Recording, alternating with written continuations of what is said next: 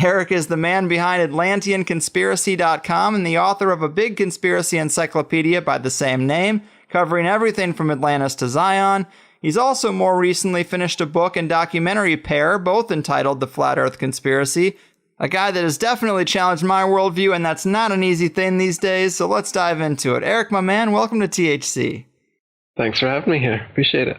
So happy to have you here, man. And I think a lot of people are going to be challenged with this one. And it is going to be tough to articulate some of these arguments without pictures and diagrams. But what I've seen has raised some serious red flags with a lot of things that we take as a given. Everything from the existence of nuclear weapons in the International Space Station to the makeup of the Earth and the entire universe itself. So let's not beat around the bush, man. You know, to challenge the heliocentric model of the solar system is pretty blasphemous in today's world. So how do we start to unravel some of this stuff? What are some of the biggest red flags with our traditional understanding that should start putting those first cracks in the listener's preconceived notions? Sure. Well, just our common sense everyday perception of the Earth, it is flat as far as we can tell. It is motionless as far as we can tell. And everything in the sky is revolving around us as far as we can tell. If nobody told us otherwise, we'd logically assume that the Earth was flat, motionless, with everything in the sky revolving around us. And you can prove that this is the case as well, for instance, with the horizon. As you rise up, no matter how high you go on the top of Mount Everest, or if you go in a balloon higher and higher, as far as 20 miles up and higher, we've gotten independent balloons have gone up with cameras. The horizon remains flat all the way around and rises to the eye of the camera all the way up. Now, if the Earth were a ball, no matter how big, the horizon is said to be the curvature of the ball. So as you rose up, the horizon would stay where it was, and you'd have to look down if you're in a hot air balloon, down further and further as you rose up, and the horizon would be below you. But in fact, as high as any non-NASA, RASA, or other Freemasonic space agency has ever shown us, as far as any independent camera has ever gone up with an independent rocket or balloon, as far as 20 miles up, totally flat and rises to the eye of the observer. So that's one proof. Of course, you can measure curvature if it actually existed. They say the ball Earth is 25,000 miles in circumference, and using spherical trigonometry, it figures out to 8 inches of curvature per mile squared. The mile is squared, so for 2 miles, it would be 2 times 2, 4 times 8 inches, 32 inches. And for the third mile, it's 3 squared, which is 3 times 3, 9 times 8 is 72. So you're going 8, 32, 72, 128 inches, and so on. And this is the kind of curvature that would exist on a ball. And specifically on a ball 25,000 miles in circumference, as they say it is. So you can check with theodolites and telescopes and different methods, lasers, to see if the Earth actually does have that curvature.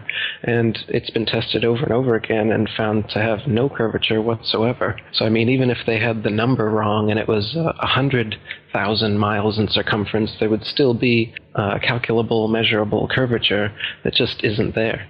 What you're seeing here is a mirage.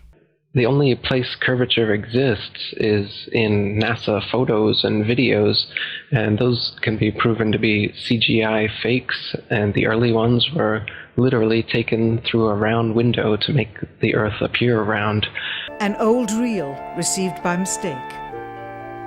It contains the raw or unedited footage of the crew of Apollo 11, Michael Collins, Edwin Aldrin Jr., and Neil Armstrong, staging part of their mission for nearly an hour in living color, with exceptionally clear behind-the-scenes audio of conversations discussing the techniques used to achieve a disingenuous picture depicting the Earth at a distance, in order to falsely demonstrate their far journey from it and their ability to survive passing through the Van Allen radiation belts.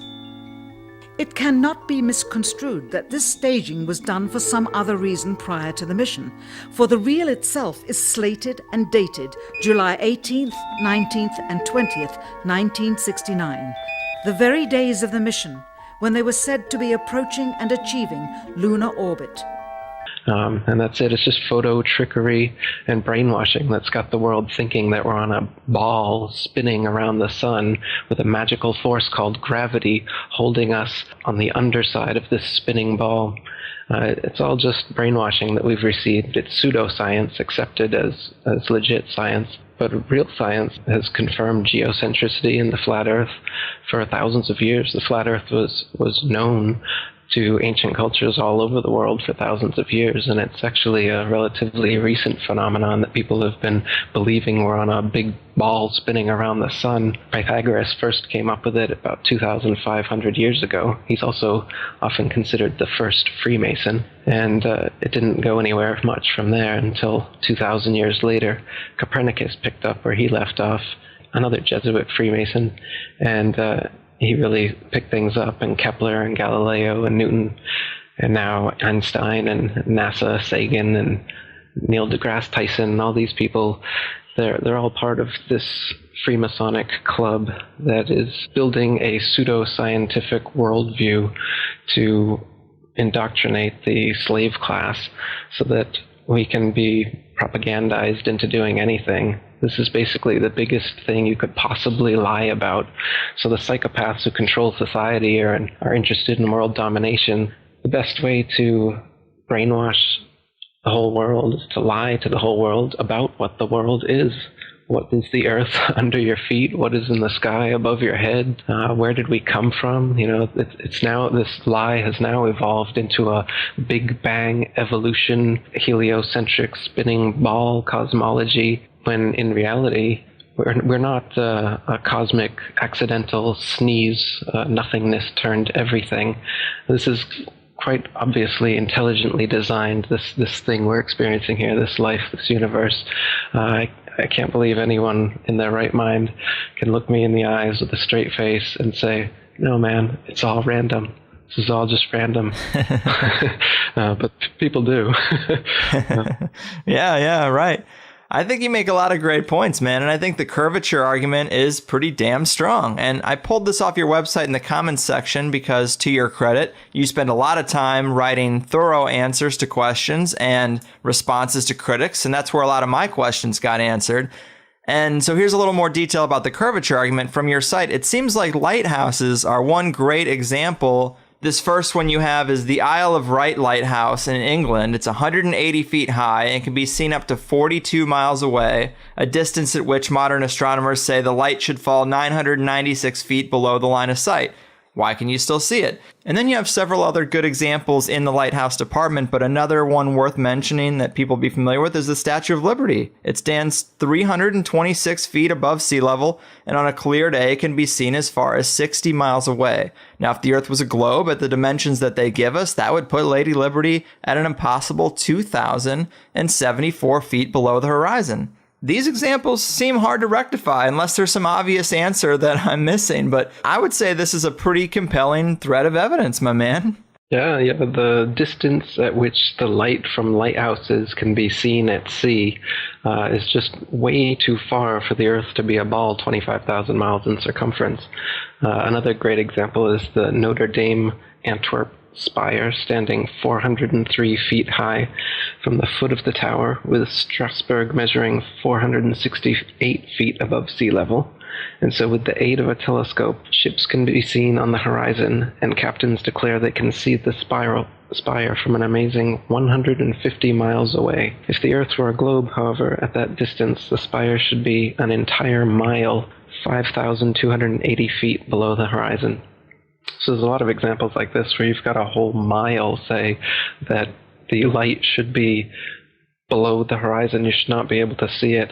And even light refraction that the naysayers try to bring up can't account for it, as it can only account for 1/12 of whatever the original distance is. So, the light at which lighthouses can be seen at sea, as well as the fact that canals, tunnels, and railroads are never built with curvature in mind whatsoever. That's not necessary. And if there were, then their plans would be off, in fact.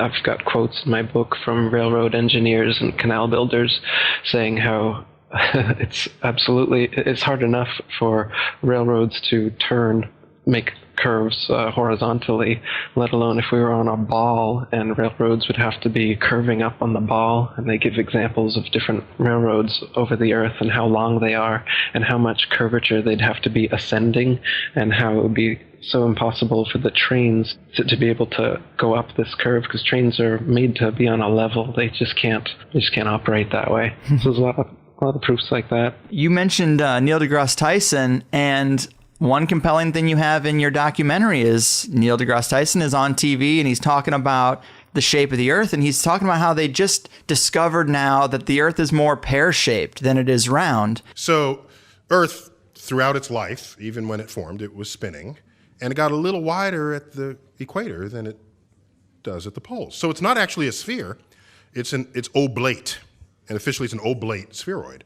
That's what we call it.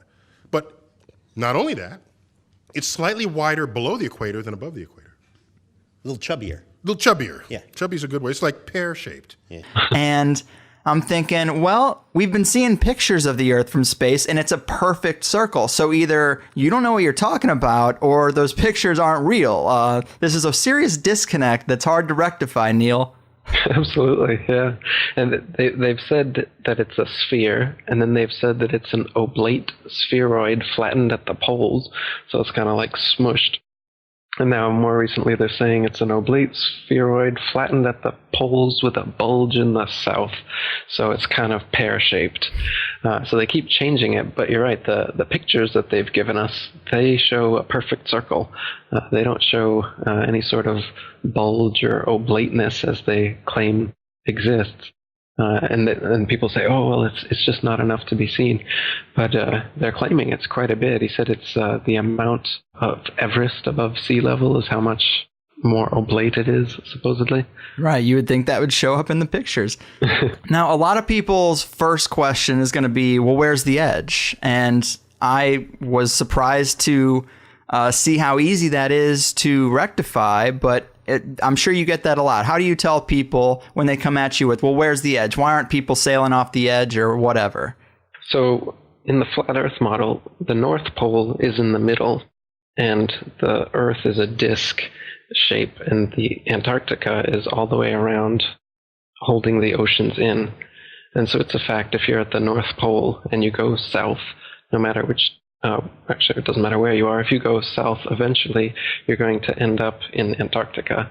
But on the ball model, it's just a little ice continent underneath the ball. Yet in this model, it's all the way around you, holding the oceans in. As for whether there's an edge beyond the Antarctic ice plateau, this wall that holds everything in is about 100 to 200 feet tall. And once you climb up on the ice wall, it's a plateau of snow that just goes on and on and on. And the public and myself are ignorant at the moment as to whether there is an edge at some point, whether there'd be a barrier, a dome, as many ancient cultures have said there is, or whether it's an infinite flat plain and it's just snow, ice, wind, and darkness forever. So that's still a mystery, how the ice actually terminates. But it is a fact that if you travel south from anywhere on Earth, you will end up at the Antarctic ice wall. The lie is that there's a South Pole, and they've put a ceremonial red and white barbershop pole with a ball Earth on top of it at an arbitrary point along the Antarctic ice. And they even admit that it's not the actual South Pole, and they have this complex model how the North and South Poles on the ball Earth are constantly moving because of the nature of the molten magnetic core of the ball Earth they claim exists. But the real reason is they have guided tours there to the South Pole, and if you took a compass and you stood at their ceremonial pole, you should be able to walk in a circle and north would be in every direction. But of course that wouldn't happen, and so they'd have to answer to all these tourists every year as to why the South Pole clearly isn't the South Pole. And they even admit it. You can see on YouTube, and they give their complex answer as to why it's always moving and you can never really find it. Same with the North Pole. In fact, if you watch North Pole documentaries, they always claim they're at the North Pole, but they're only showing a Garmin with 90 degrees north latitude. They never pull out a compass to actually check if they're at the North Pole. They're just on some ice somewhere, could be anywhere on Earth, and then they're like 3 feet, 2 feet, 1 feet, we're at the North Pole. And 15 feet, 12, 10, 2. North Pole. Top of the world, guys. Top of the world. We'll get that in a minute, Jake. It's just some random ice, nothingness. So yeah, it's easy to lie about these things. And these no man's lands, the North Pole and the Antarctica, they don't allow us to independently explore them. So people like Rodney Clough or Jarl Anderhoy, independent explorers who've wanted to go to the North Pole and Antarctica without getting government pre-approval and only going with their escorts to the places they want you to go, they've actually been turned around at gunpoint by military vessels, not allowing them to go in. Jarl Anderhoy's faced jail time and fines for it as well. So they definitely don't want us exploring what is in the middle of the flat Earth and on the edges. They keep us in the middle. Yeah, I find it really interesting. And the first thing I had thought when I was getting into this is like, well, what about airplanes? People fly from North America to China to Europe, all around the globe, or, the proposed globe. And this is easy to rectify with the model you laid out with the North Pole in the center. When you fly, if you think about the rings on a bullseye, you can fly around it can make it seem like you're going around a ball, but you're really just going around in a circular pattern on a flat plane. And I was like, wow, I never really thought about it like that. And if you look at, well, of course, something we always talk about is hidden in plain sight, symbolisms and corporate logos that they use. And if you look at the UN flag, this is exactly the model you're proposing. And it even has an overlay of like a bullseye pattern that shows you the overlay is exactly how planes would fly around or how ships would navigate around. But it's really odd that the UN flag would take up the exact same composition or damn close to the flat Earth model. Yeah, the UN flag is a flat Earth map. You can look at it. It is not a ball Earth. It's a flat Earth. And the bullseye you're talking about that's over it, if you count the number of holes they've got there in the bullseye, there's exactly 33. So what they've got is a flat Earth divided into 33 sections. And I'm sure you're aware that 33 is a significant occult number, especially among the Freemasons, who are the ones in charge of this whole deception, as I said, from all the way back to Pythagoras, the first Freemason who thought up this ball Earth theory, through Copernicus and Galileo and Newton and right up to today, Neil deGrasse Tyson, etc. So the Freemasons in the UN, the Freemasons in NASA, these are the people who are doing this, and they put their symbology right out there by having the UN flag be a flat Earth divided into 33 sections right in our face. And meanwhile they laugh about the flat Earth. It's got to be the most ridiculed position ever. And you got to think there's a reason for that. Why is the concept of flat Earth or being a flat earther so ridiculed?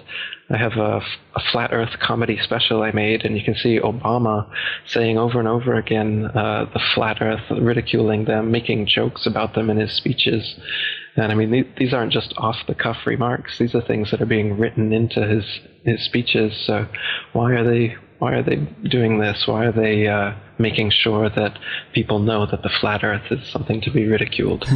I agree with you on that. I thought that was pretty hair-raising because typical people have to assume that the model of the Earth is so rock solid that the flat Earth idea is so far past that it isn't even on the radar. It shouldn't even be worth mentioning, considering conventional science. So it is rather odd that that is Obama's go-to. Like, he's talking about how he wants to create progress, and he's like, we can't have every debate. We don't have time for the Flat Earth Society. And everybody cheers like, yeah, we don't need to have that fundamental of a debate. And it just struck me as kind of spooky. If I say that the world is round and someone else says it's flat, that's worth reporting. But you might also want to report on a bunch of scientific evidence that seems to support the notion that the world is round. We don't have time for a meeting of the Flat Earth Society. They must have been founding members of the Flat Earth Society. They would not have believed that the world was round. Yeah, definitely.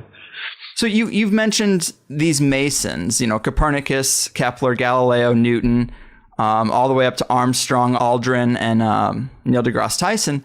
So, I mean, if they're holding this secret, this would be the biggest secret possible. So are you putting Freemasons at the very top layer of this power pyramid? No. The Freemasons seem to be the foot soldiers who do all the dirty work, but they're definitely part of a grander scheme involving the Vatican and Jesuits and world royalty and other secret societies. So there's definitely a big network.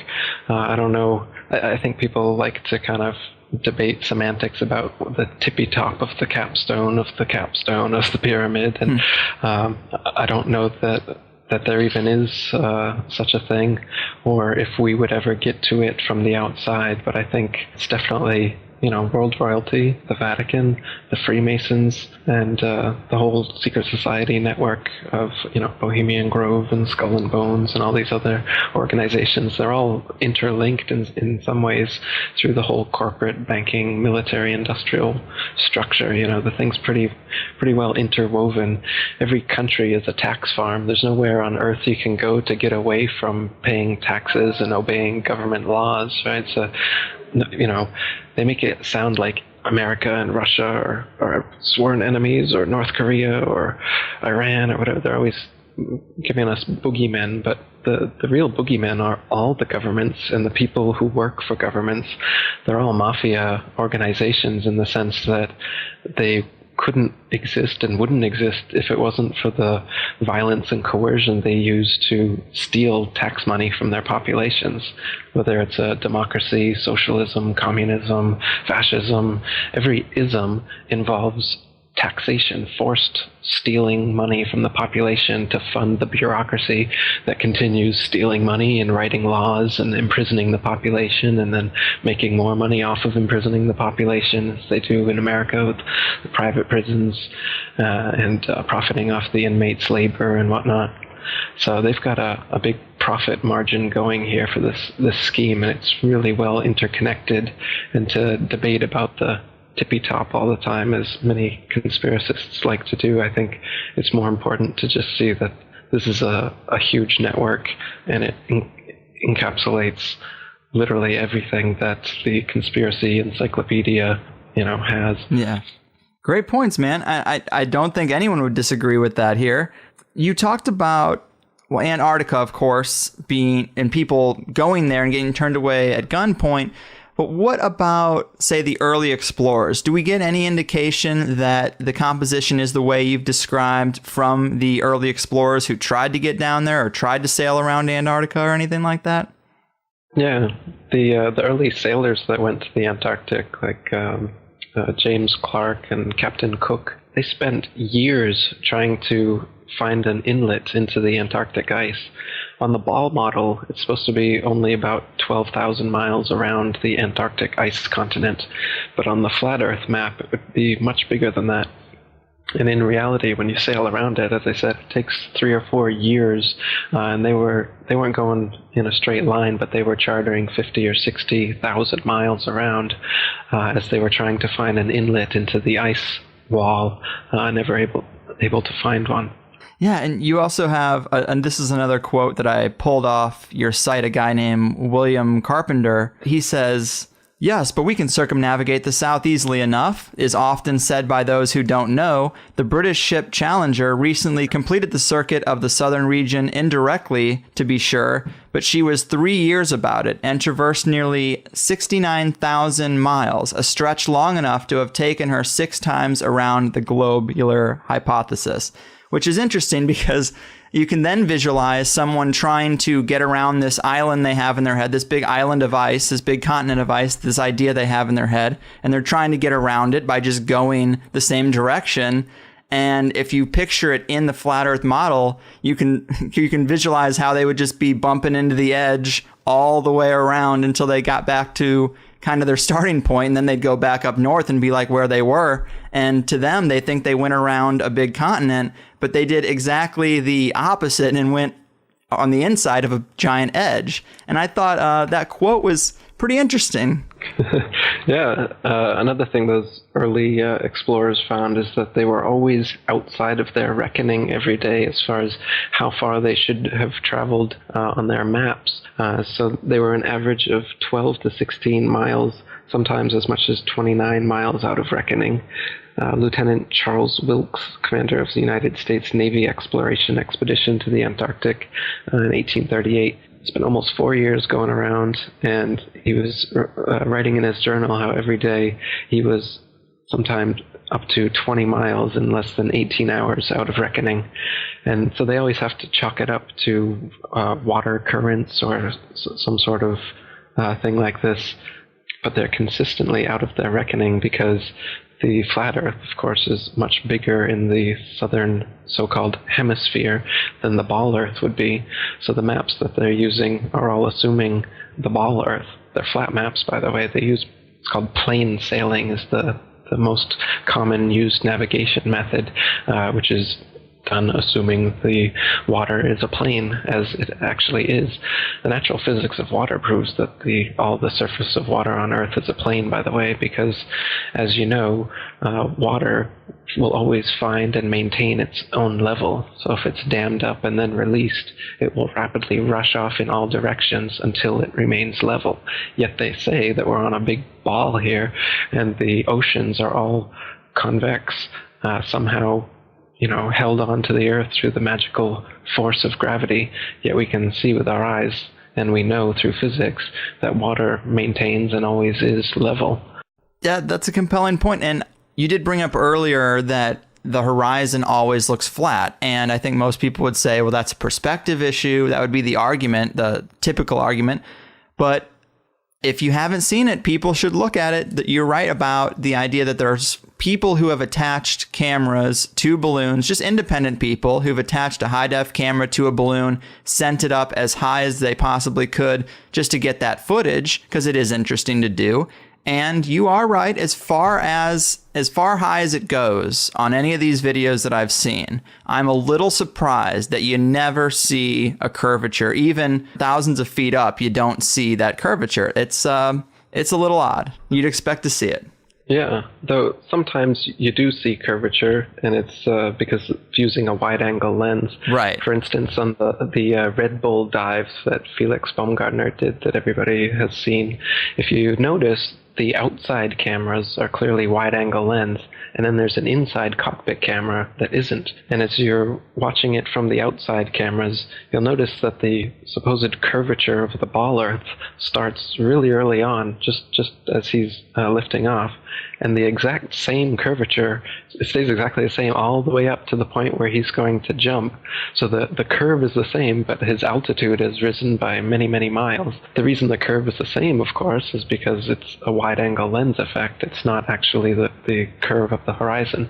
It just seems that way. Right. And that's proven by the inside camera, which, as the door opens, you can see the horizon out that inside camera. It has risen to the eye of the camera. As I said, on a ball Earth, you wouldn't open that camera and have the horizon right at eye level in front of you, no matter how big the ball was. That effect can only happen on a flat plane. And you can see in that dive shot that the inside camera, the horizon is completely flat. Mm-hmm. Then it goes to the outside, and you got a huge curve. But when you're looking at some of the amateur balloon footage, some of it's lens corrected, and it's completely flat. And others, like the GoPro stuff, the horizon will fluctuate as the camera spins and tilts. The horizon will go convex and concave, but whenever it's still, it will level off at completely level. And you can see that the convex and concave the images are just a lens effect. It's obviously not the horizon shifting every 2 seconds as the camera jumps. Yeah. And when it's still, you can see all the way up, totally flat. Yeah, I have a GoPro, so I'm very familiar with that fisheye lens, which, yeah, that's not going to be reliable for what we're trying to look at. And another thing about that guy who does the jump from the upper atmosphere, when he lands, he does a Masonic hand symbol. So he very well could just be another pawn in the game to create the illusion. I thought that was pretty interesting.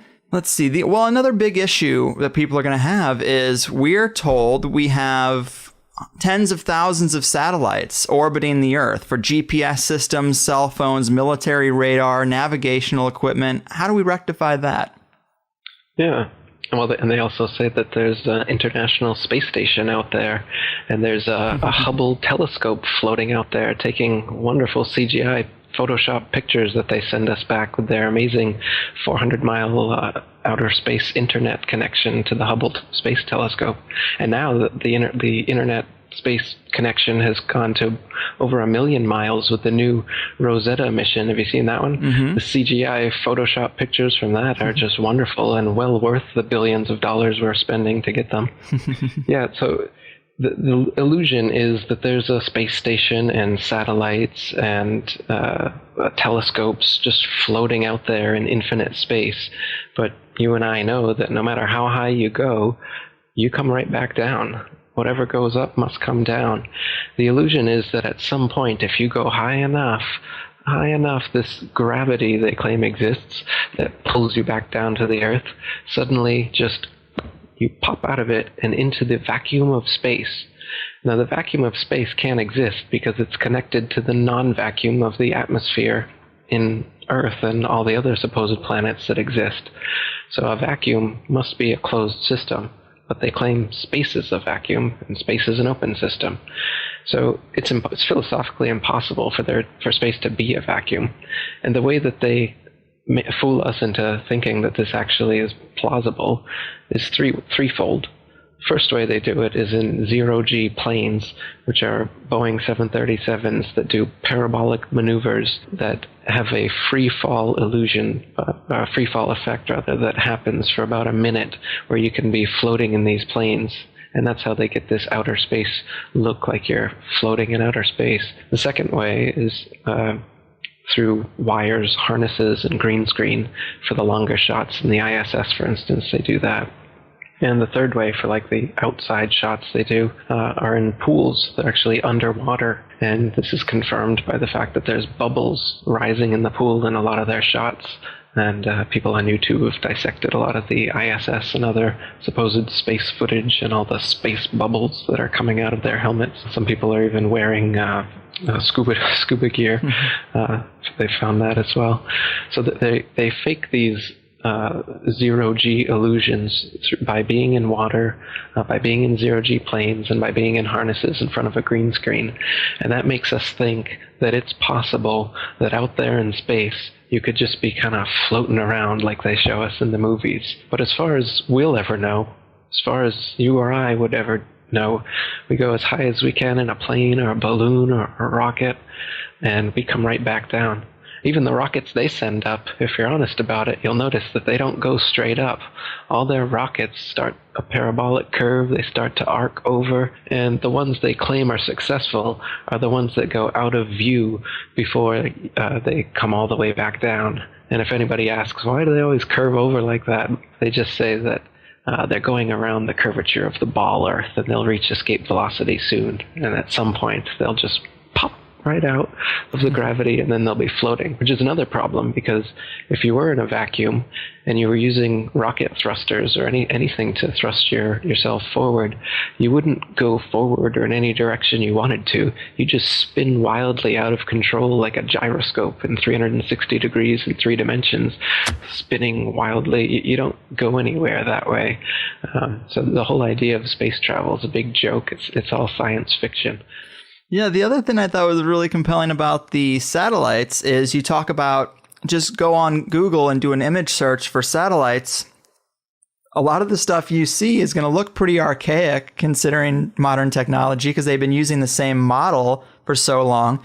But almost everything, well, if this model is to be true, it'd have to be everything. But everything you see looks CGI, or it looks like a little computer graphic of a satellite. Where are the pictures of Earth with 20,000 satellites orbiting it? If we have an International Space Station, can't you get a photograph that has all these little dots that should look like lice all around the Earth's outer atmosphere. That's one issue, but also the temperature. They tell us the thermosphere is 2,000 degrees Celsius. Well, what metal is going to be able to withstand that kind of heat? What computer can survive in that environment?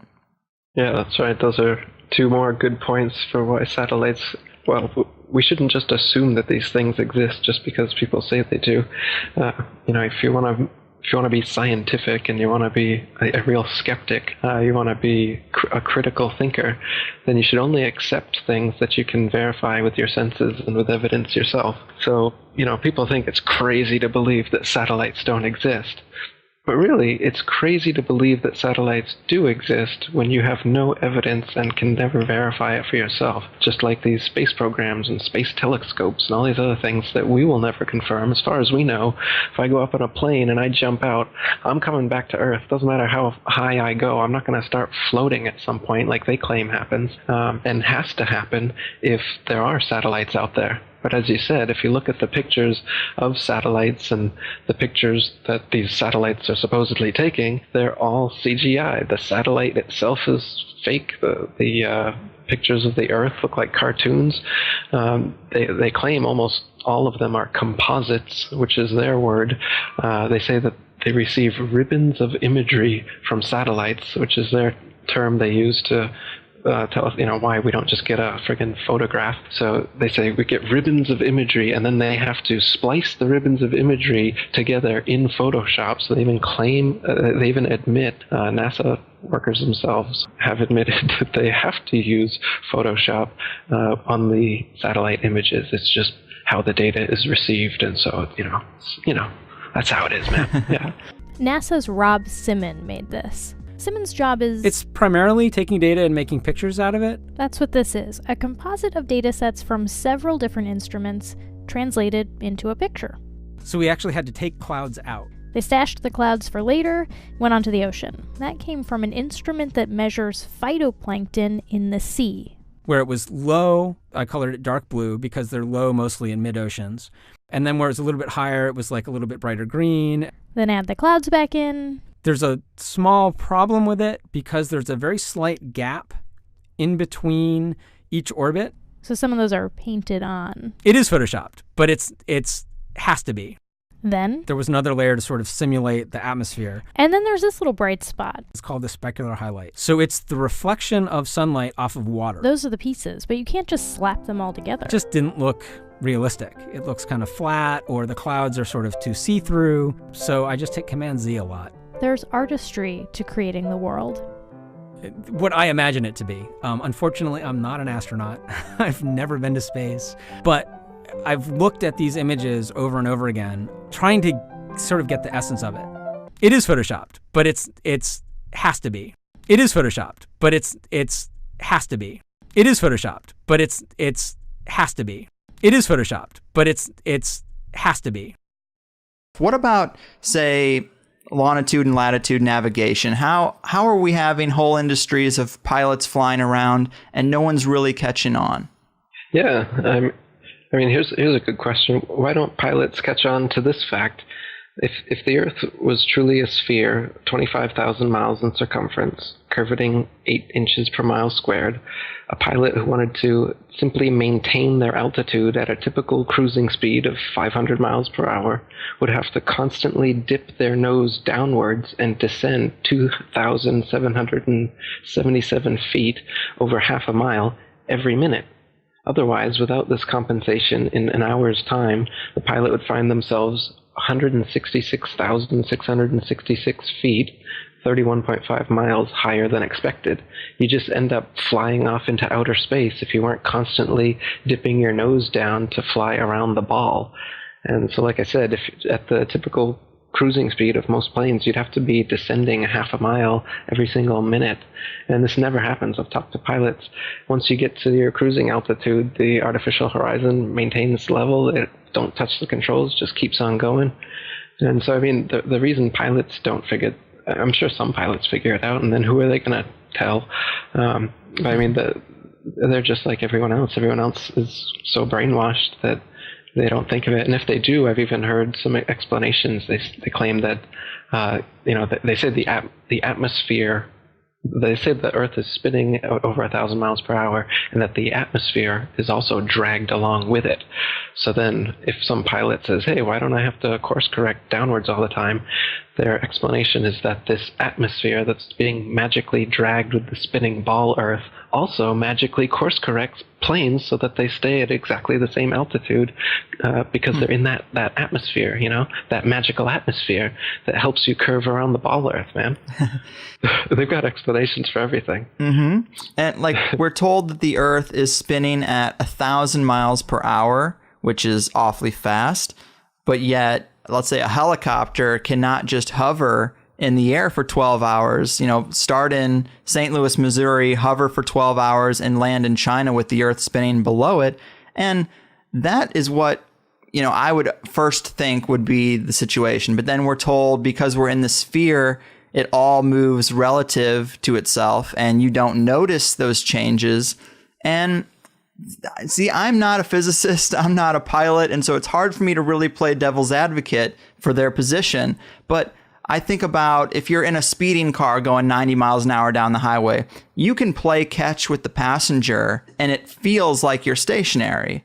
Or like if an ant is crawling around on your dashboard, whether it's going with the grain of the car or against, it doesn't really notice that effect. So it's like, I guess I would think that the atmosphere would have the same effect as the encapsulation of that vehicle moving at a fast speed. To the people inside of it, they don't notice. And I guess that's the argument. But do you find flaws with that argument?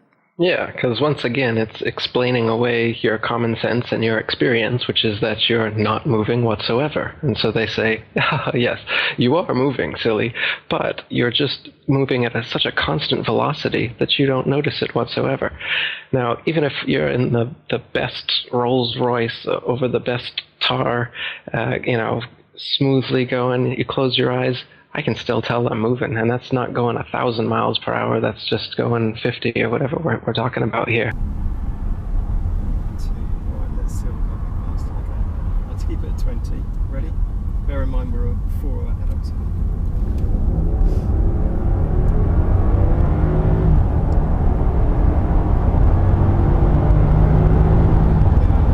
Even in an elevator, just an elevator going up, I can feel that. I have a really sensitive stomach, so I can tell, and I get sick if I'm doing some sort of motion that's anything on par with what the Earth is supposedly doing. And so isn't that weird that just because it's a perfect constant velocity that my stomach's able to handle that, but just a little bit of a elevator malfunction and then I'm ready to, So these things don't make any sense. They just want to explain away your common sense with these kind of arguments. And like you said, if you were in a helicopter, you should be able to just go up, wait for the ball Earth to spin underneath you and land at your destination.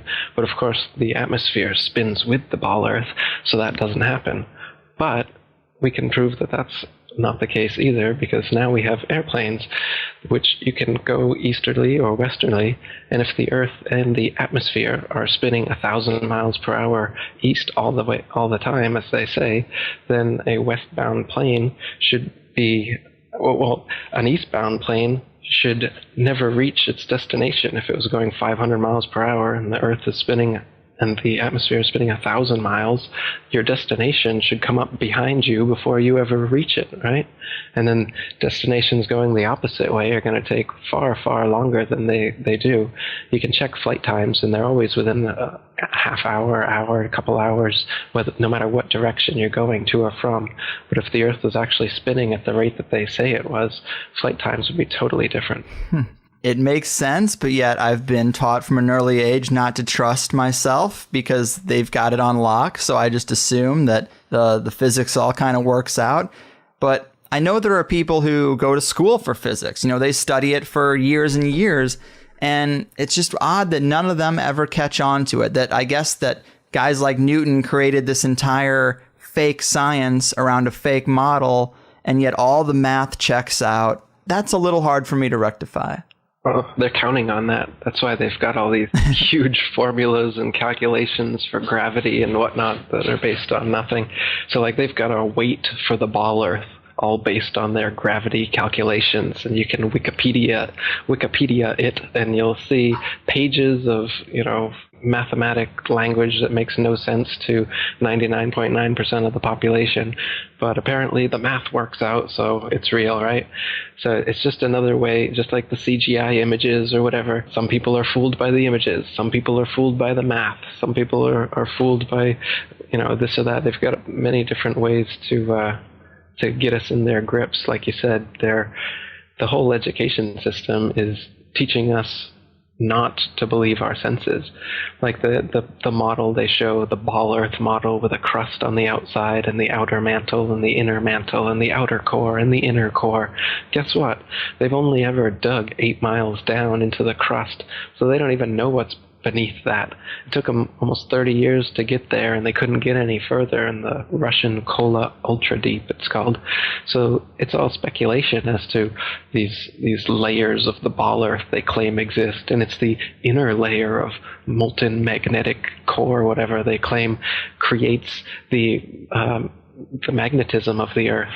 And so this is another funny thing. They claim that the core that we've never gotten to, so that can't be confirmed existed, causes a magnetic effect on the ball Earth, so that at one point at the top of the ball is a pole, and at the exact opposite point on the ball is an opposite magnetic pole.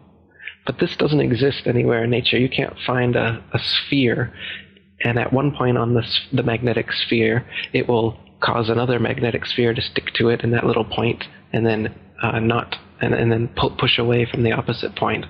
It doesn't exist like that. Only bar magnets can do that.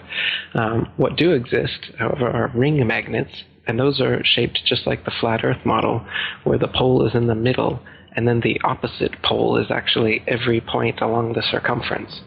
So the magnetic explanation, which a lot of people will bring up, well, how does magnetism work if we're on a flat Earth? The accepted model is that it's this spinning molten magnet stuff in the core that creates this kind of north-south ball magnet, which doesn't actually exist anywhere in nature. Yet the ring magnet, which is it's in loudspeakers and other things, that's the flat Earth model, and that actually does exist. So that's an actual magnet instead of an imaginary magnet like they claim exists. And we'll actually admit that I don't know what's under the flat Earth. We've only gone 8 miles down, and we haven't gotten to the bottom of the Pacific. All I know is, as far as we can tell, the water is completely flat, and the land is flat, other than hills, valleys, and mountains over a long period of space. There's no convex or concave curvature. It's totally flat. Yeah, and I guess you could say science is designed exactly how economics and taxes are designed. The increasing complexity makes it so the average individual just has to trust the experts. You can follow it to a certain point, but then most people say, well, that's a little bit beyond me, but there's experts out there. They know what they're doing. I'm sure that this fractional reserve banking system, this debt-based system of rule is just fine. I'm sure the taxes I'm paying are totally fair. They've got the code. They got the big book. They wouldn't overcharge me. They wouldn't, pull any scams on me. And you could apply the same thing to, of course, science, but it's just to what degree? This is a really far out degree. That's right, yeah. I mean, our eyes and experience tell us the Earth is flat and motionless, and everything in the sky revolves around us. But when we cease to believe our own eyes and experience, we have to prostrate ourselves at the feet of these very pseudoscientists who are blinding us, treat them as experts, astronomical priests who have special knowledge only they can access, like the Hubble telescope. So by brainwashing us of something so gigantic and fundamental, it actually makes every other kind of lesser indoctrination a piece of cake. Earth being the flat, fixed center of the universe around which everything in the heavens revolves gives a special importance and significance not only to Earth, but to us humans, the most intelligent among the intelligent designers' designs. By turning Earth into a spinning ball thrown around the sun and shot through infinite space from a godless Big Bang, they turn humanity into a random, meaningless, purposeless accident of a blind, dumb universe. So it's like trauma-based mind control, beating the divinity out of us with their mental manipulations. People are always asking, why do they do this? Other than the obvious profit margin motive, NASA being the biggest black budget black hole in existence, sucking in over $30 billion taxpayer money for the fake moon landings alone. Nowadays, hundreds of billions of dollars, and not just NASA, but RASA and all the other fake space organizations around the world, giving CGI images for hundreds of billions of dollars. So this modern atheist Big Bang heliocentric globe Earth chance evolution paradigm spiritually controls humanity by removing God or any sort of intelligent design and replaces purposeful divine creation with haphazard random cosmic coincidence. And so by removing Earth from the motionless center of the universe, these Masons have moved us physically and metaphysically from a place of supreme importance to one of complete nihilistic indifference. If the Earth is the center of the universe, then the ideas of God, creation, and a purpose for human existence are resplendent. But if the Earth is just one of billions of planets revolving around billions of stars and billions of galaxies, then the ideas of God, creation, and a specific purpose for Earth and human existence become highly implausible. So by surreptitiously indoctrinating us into their scientific materialist sun worship, not only do we lose faith in anything beyond the material, we gain absolute faith in materiality, superficiality, status, selfishness, hedonism, and consumerism. If there's no God and everyone's just an accident, then all that really matters is me, me, me. So they've turned Madonna, the mother of God, into the material girl living in a material world. Their rich, powerful corporations with their slick sun cult logos sell us idols to worship, slowly taking over the world while we tacitly believe their science, vote for their politicians, buy their products, listen to their music, watch their movies, all sacrificing our souls at the altar of materialism. Touche, my man. It's a big deception. I'd say it's the biggest cover-up and conspiracy in history.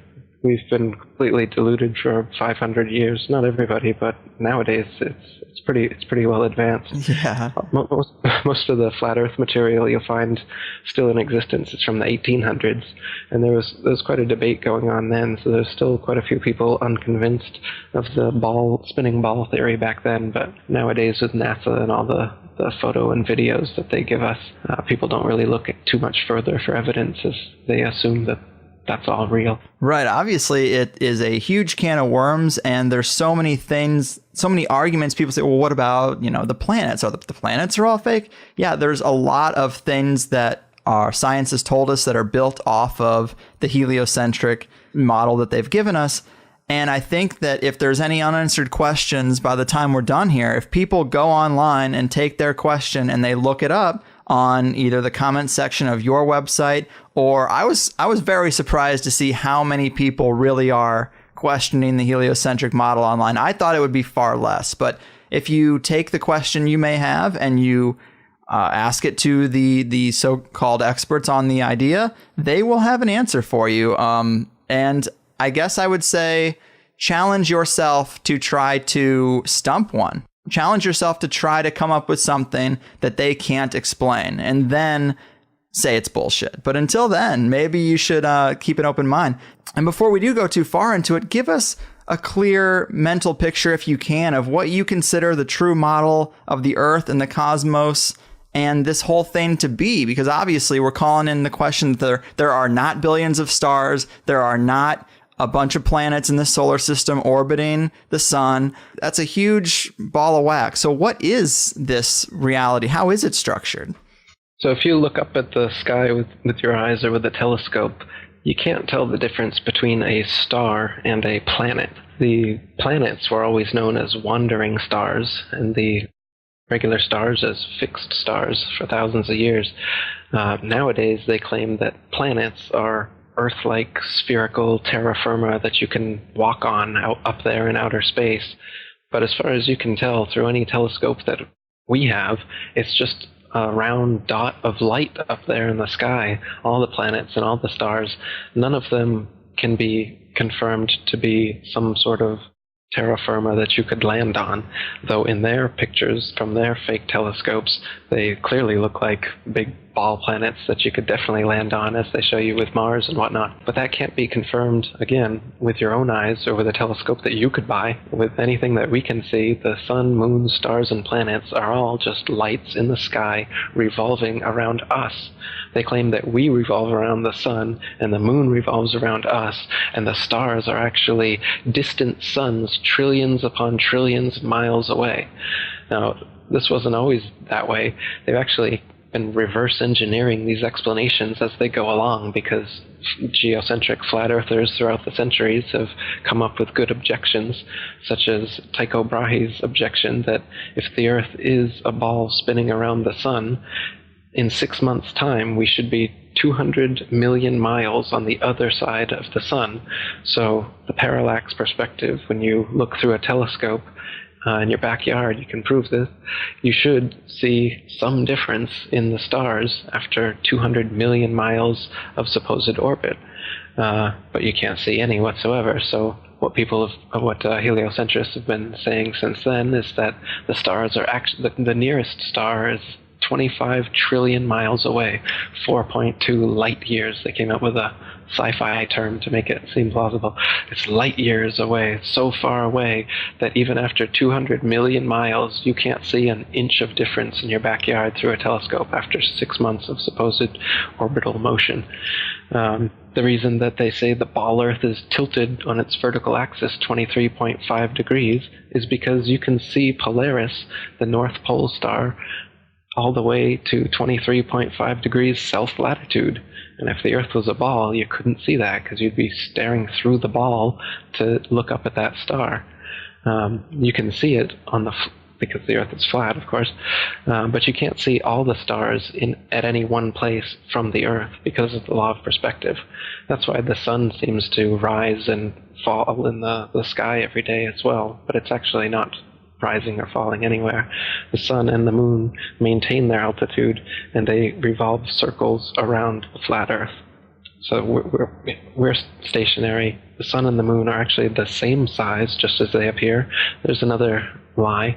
They claim that the sun is 400 times bigger and 400 times further away than the moon, and that's why they just appear the same size from our perspective, but they're not. But I mean, again, with your own eyes, you can see when they eclipse, they are the same size. And the fact that they do eclipse is not quite a coincidence to happen on a Big Bang accident universe, that everything is just spinning around in space randomly. How come there's these two brilliant lights in the sky that pass each other and they're perfectly opposite? Do you know the sun's light is very different than the moon's light too? They claim the moon's light comes from the sun. It's reflected off of the sun. But if you collect the moon's light, it's actually cold. Whereas if you collect sunlight, of course, it's hot and you can burn things. The sunlight will preserve certain things, dry out meats and things to eat. But if you leave meats out in the moonlight, they spoil. If you're in the shade in the sunlight, the shade is obviously the temperature is going to be less. But if you're in the shade in the moonlight, the temperature is more. The moonlight is cold. I've never noticed that. I'm going to try that out. Yeah. The combustion in a bonfire is increased by moonlight and it's decreased by sunlight. There's another one. So there's a lot of things that prove that the sun and the moon are actually their own lights. They're not, the moon is not a big ball up there in space that you can land masons on, as they claim. It's just a light, a flat, round disk. And you can even see through the moon during waxing and waning cycles. The Royal Astronomical Society, even the people who are part of this manipulation, they've recorded several times that you can see stars and planets through the moon. And the astronomers that are seeing it, they're always flabbergasted about how this is possible. But it's because the moon is not physical. It's not densely physical in the way that they claim. It's just a light, so you can see through it. Just like the planets as well are just lights. That's why Pluto's not a planet anymore, because the light from it just rapidly diminished one day, and they couldn't continue fooling all the amateur astronomers that Pluto's a planet, because the starlight from it just diminished by 50%. I think that moon thing is pretty compelling. I am going to tonight see if that's true. I've never noticed that effect. I've never looked for that effect. But to think that if I get into the shade of the moon and that the moon is giving off its own light, I mean, that is pretty radically different. And I like those kind of challenges. So I'm going to try to see how that works. But I'm surprised more people haven't stumbled upon that. If the moon is giving off a cold light, I guess we just assume it's the absence of sunlight, but to shade yourself from that and be warmer, Interesting indeed, isn't it? It is. I don't know, man. This is about as far out as it gets, and it's super awesome. So, thanks for being here. We covered so much ground. I think we made a pretty good, complete case for at least the proponents of the flat earth. I think they would be proud of the interview we did today. But, if there are still skeptics out there that are resistant to this idea, is there anything else before we wrap this up that we should mention as icing on the flat earth cake or anything? Yeah, I recommend everybody look into it, do your own research, and check out my website, atlanticconspiracy.com. My book and documentary is free on YouTube, The Flat Earth Conspiracy, and I've just restarted the International Flat Earth Research Society. You can come see some of the message board stuff we're doing over there at ifers.boards.net. Perfect, man. And I did want to mention also real quick, for people who are going to go look this stuff up, you might want to avoid the Flat Earth Society because they seem to be controlled opposition. You have a post about that, how the Flat Earth Society, the official group, they purposely sound crazy. They purposely don't answer things correctly. And when you trace back some of the people who are involved, they are Masons as well. So it seems like they might have this group set up to look stupid. Maybe avoid that. Exactly. The Flat Earth Society was set up after the International Flat Earth Research Society was set up as the controlled opposition to bring people away from that society. Charles K. Johnson, who ran that society, he had his house burned down and all of his flat earth material was burned in the fire, and he claimed to his dying day that it was done by a NASA agent who also tried to murder him. And so, the Flat Earth Society, what they do is they mix a bunch of false flat earth arguments in so that people who are considering the flat earth and trying to research it, they'll instantly come upon the Flat Earth Society material because it's at the top of all the search engines, and they'll have false arguments like instead of saying that gravity doesn't exist, as we got into a little bit, they'll say gravity exists, but it's explained by the flat earth disk constantly rising up 9.8 meters per second. And so, you can imagine, instead of you falling, the flat earth is rising up, and that's what happened. Right. But again, this is a silly argument. If that was the case, then sustained flight would be impossible, and the flat earth would be rising up into planes and helicopters and stuff, crashing into them. So they present an easily refutable argument like this, and then well-meaning researchers trying to look into the flat earth find their frequently asked questions that has these bad answers, and then they just think, oh, well, this is ridiculous. And they also they make the whole thing into this big satire, and they address it cynically. So if you read some of their threads, they don't keep a serious research kind of attitude. They're always off the cuff, trying to be witty and funny all the time. So the whole thing is just made into a mockery. Yeah. They even made a mockumentary called In Search of the Edge, and they'd show it to people in public schools. They'd show it to kids, and then afterwards they'd ask them if they believed it. And then if the kids believed it, they'd then give these worksheets showing why it was wrong and that the Earth definitely isn't flat, and here's why, and then they'd start a big ball Earth unit based on it. So the Flat Earth Society has been involved in these kind of fake flat Earth arguments and documentaries and everything from the get-go up until today. So so steer clear of the Flat Earth Society and come on over to the International Flat Earth Research Society. Yeah, just like Alex Jones makes conspiracy theorists seem crazy, they have an organization set up to make flat earthers seem crazy. So it's definitely worth a mention because I didn't want people to go there and then get turned off. Like you said, it's usually the first thing they see. So Atlanteanconspiracy.com. Check out Eric's awesome YouTube page. It's got tons of this stuff that has made me question a lot of things I thought I knew. But thanks so much, man. You really have changed my impression of flat earthers, even if I might not have become one myself quite yet overnight. I love the fringe ideas like this. I just didn't think there was a real argument there, and now I think there could be. So keep doing what you do and take care of yourself out there, man.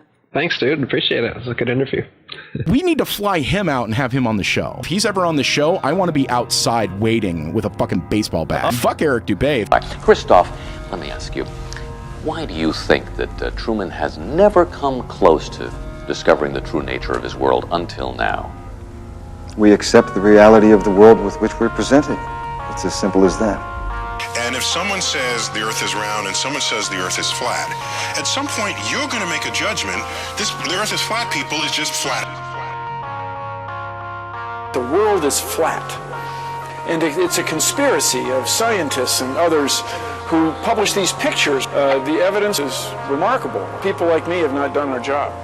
But shooting the messenger isn't going to change the science. One thing I really want your generation to embrace is that the Earth is a closed system.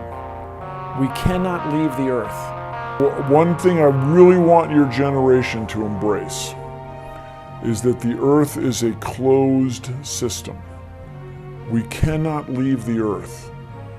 Let us never tolerate outrageous conspiracy theories.